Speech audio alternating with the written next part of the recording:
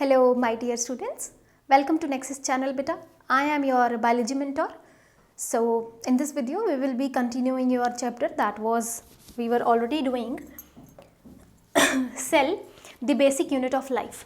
ठीक है, तो स्पेसिफिकली इस वीडियो में हम लोग दो टॉपिक्स आपके क्लियर करेंगे. First topic will be the endoplasmic reticulum, very very very important, and the second topic is the Golgi apparatus. Now before actually getting into the topic, let us understand a topic or a word rather endomembrane system. Let us understand what is this term means. बेटे endomembrane system में चार organelles हम लोग पढ़ेंगे जो आपस में जिनका वर्क जो है आपस में मिलजुल के काम करती हैं. ठीक है, जैसे सबसे पहले इसमें आएगी एंडोप्लाज्मिक रेक्टिकुलम, सेकंड इसमें आएगी गोल्जी अपरेटस, थर्ड इसमें आएंगी बेटा लाइसोसोम्स, और जो फोर्थ होगी that will be the vacuole. ठीक है, vacuoles. So these are the four organelles which are together called as endomembrane system. But in this video, in this particular video, we will be just focusing on this endoplasmic reticulum and Golgi apparatus. ठीक है बेटा, क्योंकि हम जब पढ़ रहे हो तो हमारे बेसिक्स क्लियर होना बहुत ज़रूरी है. ठीक है, so let us continue without any delay. Late us begin with endoplasmic reticulum. So it is discovered by Potter in 1945 and by Thomson in 1945, but of course independently. Together काम नहीं किया था इन्होंने, it was independently. Okay, keep this in mind. But जो ज़्यादातर हम नाम लेते हैं वो पॉटर ही लेते हैं. ठीक है, and जो टर्म थी एंडोप्लाज्मिक रेक्टिकुलम, जो टर्म थी वो भी इन्होंने ही दी थी in 1953. This is very very very important. Now बेटे जो एंडोप्लाज्मिक रेक्टिकुलम है ये कौन कौन से ऑर्गेनिज्म में एब्सेंट होता है, लेट अस सी. पहली बात तो प्रोकैरियोटिक सेल में ये एब्सेंट होगा, we already know that. Second जो होगा जो रेस्टिंग सेल है जो डिवाइड नहीं कर रहे उनमें भी ये नहीं होगा. मैच्योर मेमेलियन आरबीसीज में भी नहीं होगा, एग्स में भी नहीं होगा, एंड एम्ब्रियोनिक सेल्स में भी नहीं होगा. Just keep this in mind. ठीक है, वैसे हम जितने भी पढ़ रहे हैं उसमें प्रोकैरियोटिक सेल और मेच्योर आरबीसीज तो हम हमेशा पढ़ते ही पढ़ते हैं. ठीक है, हाँ जी, तो आगे चलते हैं बेटा. हाँ जी, now what is the structure of ER. ER divides the intercellular space into two distinct compartments. कौन कौन से कंपार्टमेंट्स हैं, लेट अस सी. पहला है बेटा luminal and second is extra luminal. Now see how. अगर मैं आपको थोड़ी सी इसकी स्ट्रक्चर बना के दिखाऊं, मान लीजिए दिस इज़ अ सेल. ठीक है, इसको समझ लीजिए इस डायग्राम को. I am just drawing an animal cell, so this is only the cell membrane. Okay, cell membrane के अंदर ये मैंने येलो से छोटा सा मैंने बना दिया न्यूक्लियस. ठीक है, ये मैंने न्यूक्लियस बना दिया इसमें. Let me draw this. Okay, तो ये मैं क्रोमैटिन बना लेती हूँ, ये मैं न्यूक्लियोलस बना लेती हूँ, just for your understanding. Now see where this endoplasmic reticulum is present. How it is present just outside the nucleus, like in this form, like this.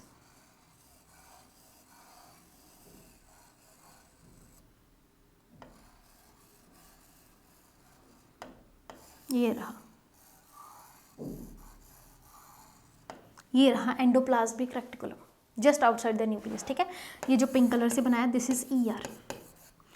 अगर मैं इसको थोड़ा सा बाहर बनाऊँ आप लोगों की अंडरस्टैंडिंग के लिए, अगर मैं इसको उठा के इधर बना दूँ और तो ये था ऐसे, ये स्ट्रक्चर थी इसकी, ऐसे था ना बेटा. अब हो सकता है इनके ऊपर राइबोसोम्स प्रेजेंट हो, वो मैं बना देती हूँ अलग पेन से. ये मैंने बना दिया ब्लू से. हो सकता है इनके ऊपर राइबोसोम्स प्रेजेंट हो सकता है ना हो. ठीक है, अगर तो बेटे इनके ऊपर राइबोसोम्स प्रेजेंट हैं then it is called as RER.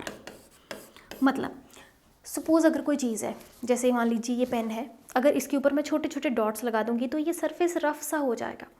ठीक है, तो इसीलिए अगर राइबोसोम्स के ऊपर सरफेस के ऊपर राइबोसोम्स प्रेजेंट हैं, सॉरी, अगर एंडोप्लाज्मिक के ऊपर ये राइबोसोम्स प्रेजेंट हैं तो ये सरफेस क्या हो जाएगा, रफ हो जाएगा, then it is called as rough endoplasmic reticulum.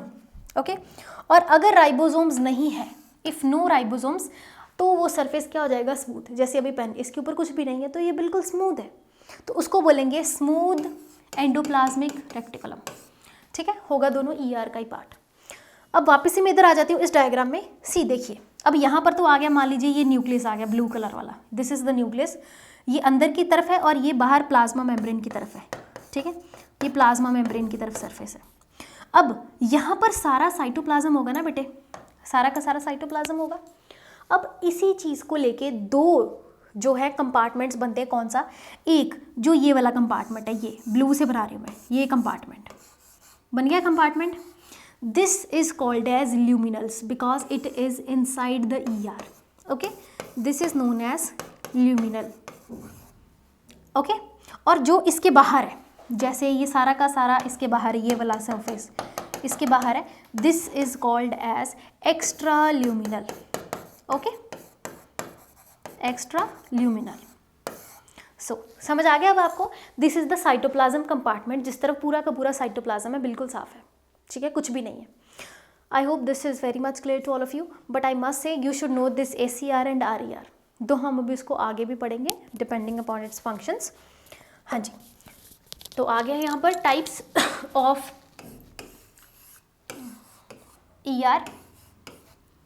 कौन कौन सी टाइप्स है, let us see. First is RER means rough endoplasmic reticulum. क्यों है rough, due to what, due to this ribosomes are present. Okay, और ये स्मूथ सरफेस क्यों है, because the ribosomes are absent, there is no ribosomes. पहला difference बहुत ही easy था, कुछ भी टफ नहीं था इसमें। ठीक है, सेकंड बेटे, अब क्या होगा, मान लीजिए एंडोप्लाज्मिक रेक्टिकुलम है बेटे, वो ऐसे हवा में तो अटैच नहीं हो जाएगा ना इसके साथ। इसका मतलब कुछ ना कुछ एक प्रोटीन या कुछ ऐसी चीज़ होनी चाहिए जिसके कारण राइबोसोम्स के ऊपर वो अटैच हो जाए, सॉरी एंडोप्लाज्मिक रेक्टिकुलम सरफेस के ऊपर ये राइबोसोम अटैच हो जाए। तो कुछ ना कुछ प्रेजेंट होना बहुत ज़रूरी है। तो आइए देखें क्या प्रेजेंट होता है। For this purpose there is ribophorin proteins present, very very very important. That is why it provides an adhesion so that कि राइबोसोम्स RER के ऊपर अटैच हो सके। बट स्मूथ पे तो राइबोसोम्स है ही नहीं, इसीलिए उसके ऊपर कोई भी राइबोफोरिन प्रोटीन नहीं होती। This is very very very important.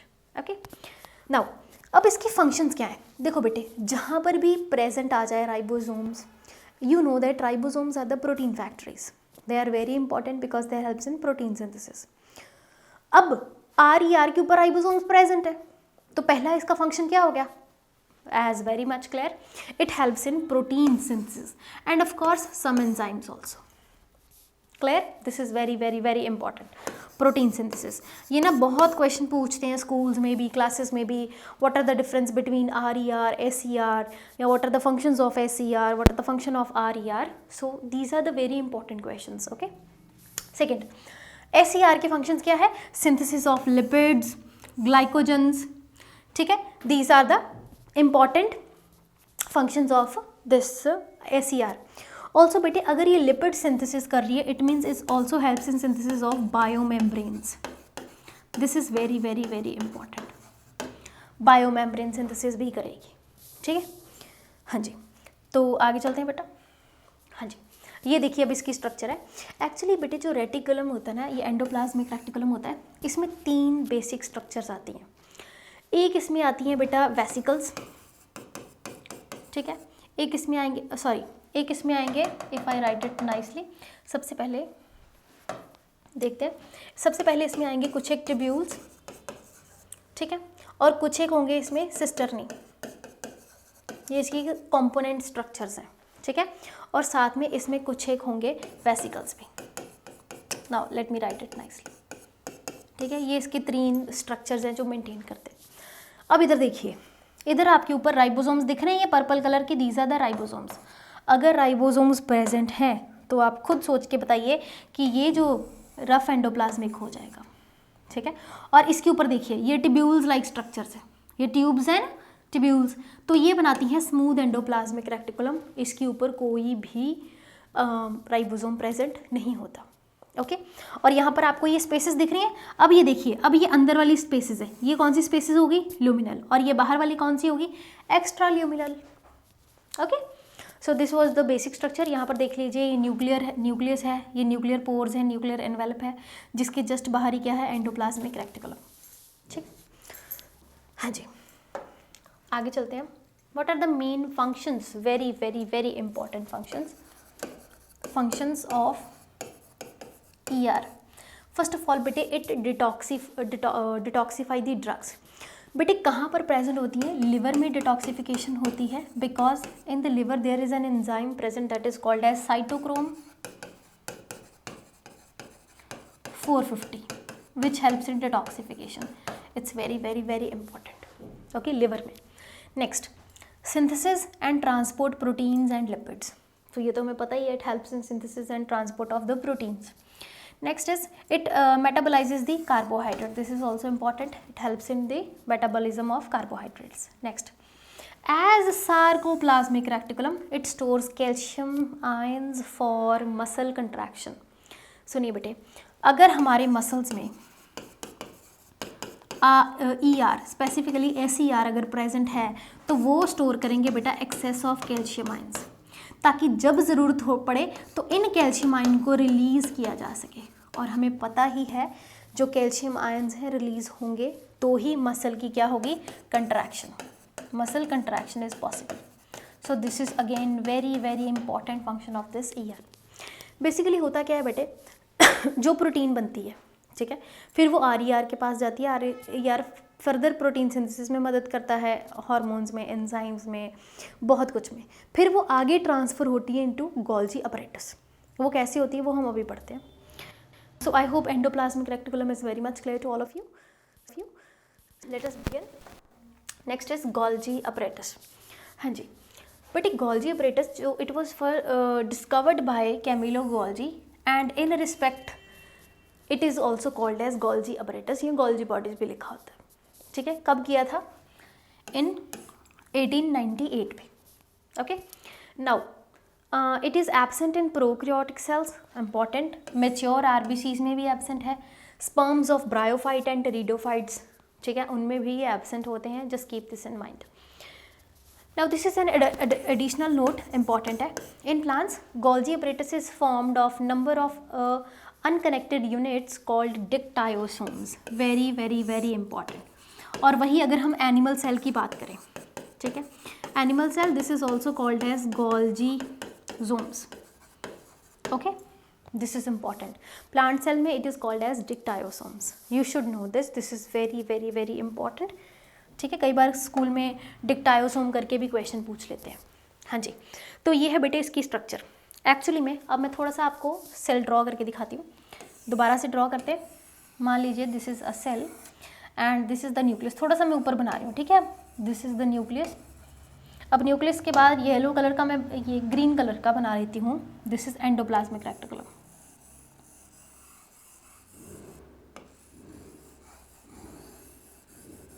ठीक है, जस्ट फॉर योर अंडरस्टैंडिंग, ठीक है। एंडोप्लाज्मिक रेटिकुलम हो गया ये ग्रीन कलर वाला। This is ER। नाउ अब येलो कलर से मैं बनाऊंगी यहाँ पर गोल्जी।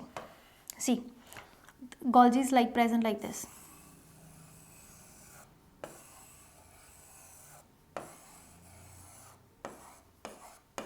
ठीक है।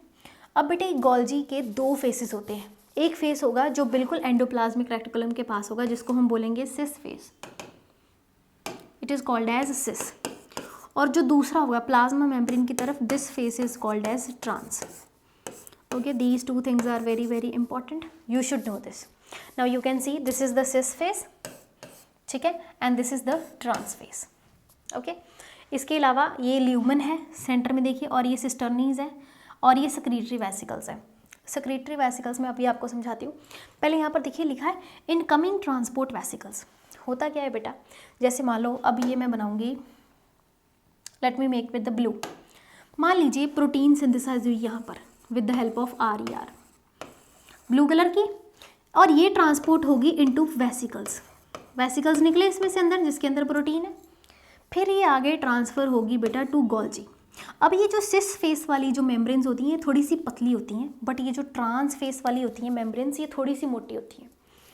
अब सिस फेस में ये वेसिकल्स एंटर किए, अब यहाँ पर प्रोटीन की पैकेजिंग होगी, मॉडिफिकेशन होगी, फिर ये दोबारा इन वेसिकल्स के थ्रू बाहर चली जाएगी या आउट ऑफ द सेल।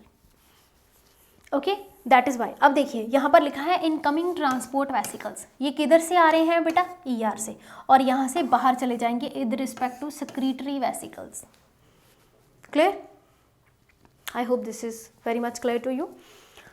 हाँ जी, अब फंक्शंस की बात करते हैं बेटा। इसमें ये बहुत इंपॉर्टेंट है, मैंने आपको एक फंक्शन करा ही दिया, it helps in packaging and secretion. This is very very very important. Next, proteins and lipids from ER combine to form glycoproteins and glycolipids in Golgi apparatus. This is also an important function. Next, formation of carbohydrates. सी बेटा देखिए, जो starch है वो तो बनेगी chloroplast में, ठीक है, बट कुछ एक अदर कार्बोहाइड्रेट्स जैसे कि म्यूकोपॉलीसेक्राइड्स, पैक्टिन कंपाउंड्स, वो सब कुछ कहाँ बनता है, यहीं पर बनता है गोल्जी अपरेटस में, ठीक है। Next, formation of acrosome, very very very important बेटे। एक्रोसोम क्या होता है, it is the present on the tip of sperms, ठीक है, जो स्पेसिफिसिटी प्रोवाइड करता है, वेरी वेरी वेरी इंपॉर्टेंट, वो भी ये गोल्जी अपरेटस ही बनाती है। इसके अलावा formation of lysosomes, next video में आप देखेंगे लाइसोसोम्स के बारे में हम लोग पढ़ेंगे कि lysosomes are called as suicidal bags, और ये बनते भी कहाँ से हैं, ये गोल्जी अपरेटस से, ठीक है। And formation of new cell wall, बेटे मैंने आपको बताया था कि जैसे लास्ट वीडियो अगर आपने नहीं देखी सेल वॉल की, तो you can see that this is a plant और ये इसका सेल है। जब ये सेल डिवाइड करता है तो कुछ एक पार्टिकल्स यहाँ पर रह जाते हैं जिनके ऊपर एक लेयर बन के मिडल लैमिना बनती है ना, फिर उसके ऊपर प्राइमरी, फिर उसके ऊपर सेकेंडरी, और जो मिडल लैमिना की फॉर्मेशन होती है that is also with the help of this Golgi. Okay, सिर्फ इतना ही नहीं बेटे, एक मैंने आपको और वर्ड कराया था प्लाज्मोडेस्मेटा, है ना, प्लाज्मोडेस्मेटा, ठीक है, उसमें actually that ER helps in that. Okay, I will write it there, यहाँ से मैं कट ही कर देती हूँ, let me delete that. Okay, so these all are the functions of Golgi apparatus. So I hope बेटे this video is very much clear to you. I hope कि आपके जितने भी बेसिक्स थे about this endoplasmic reticulum and Golgi apparatus वो clear हो चुके होंगे। मैं हमेशा कोशिश करती हूँ कि आपको कुछ ईजी से तरीके से पढ़ाया जाए, ताकि आपको ये लेक्चर सुनना इतना बोरिंग भी ना लगे और आपके बेसिक्स भी क्लियर हो जाए। So I hope you like the video and I will see you in the next. Till the time, God bless you. Stay happy मेरा बेटा. Thank you.